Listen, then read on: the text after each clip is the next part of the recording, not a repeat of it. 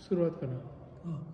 काय देवाचं काय फक्त म्हणजे देवा आपल्या नवसाला पावतो आणि त्याचे काय तुम्ही जे काहीतरी देवाकडे मागाल तर त्याचं आपलं नवस पुरा होतं. म्हणजे आपलं तुम्ही नवसपणाबद्दल कोण केळ्याचं घर बोलतो, कोण आपलं धोतर जोडं बोलतो, कोण काय गोड ठेवतो पेढे वगैरे, किंवा कोण चप्पल जोडं ठेवतो.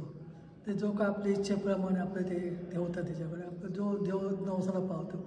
आणि देव रोजचा रात्रीचा आपलं पुरा गाव आपलं वेशी फिरतो गावाची आणि गावाचं आपलं रक्षण करतो आणि आपलं पुरा नवसाला पावतो असं त्याची ख्याती आहे. पुरा म्हणजे काय हा वेतोबा आणि आरवलीच्या वेतोबामध्ये काय फरक आहे? हा दोघे भाऊ ते, हा मोठा भाऊ आणि तो छोटा भाऊ.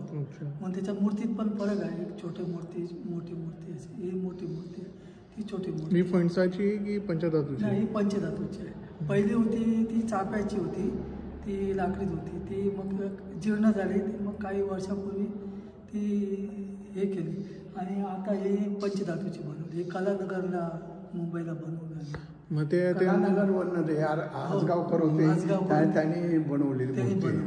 मग मोजडीची काय कहाणी सांगू शकतात? मोजडी म्हणजे ते कसं तो रात्रीचं ते पायात चप्पल घालून पुरं गाव फिरतो ना, ते चप्पल झिजते रात्रीची. पण असे ठसे दिसलेले तुम्हाला, म्हणजे त्या चप्पलची अशी मोठी चप्पल आहे ना बरोबर, तसे ठसे कुठे? तसे असे नाही, ते झिजतात फक्त, चप्पल झिजते रात्रीची.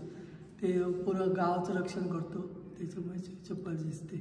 बाकी ते जे कोण नवस बोलतात ते नवसाप्रमाणे आपले ते पायाकडे ते चप्पलचं जे काय इच्छेला येईल ते वाहतात आपलं पायाकडे. बाकी काय नाही. काय आता कोणाला मुलं होत नाही, कोणाला काय होत नाही, ते सगळे आपल्या तिच्या पायाकडे येतात, देवाच्या पायाकडे. आणि ते आपले कौल लावले जातात. ते कौलाप्रमाणे जे आहे ते कामं होतात. मग कामं झाली काय येऊन नवस फेडतात.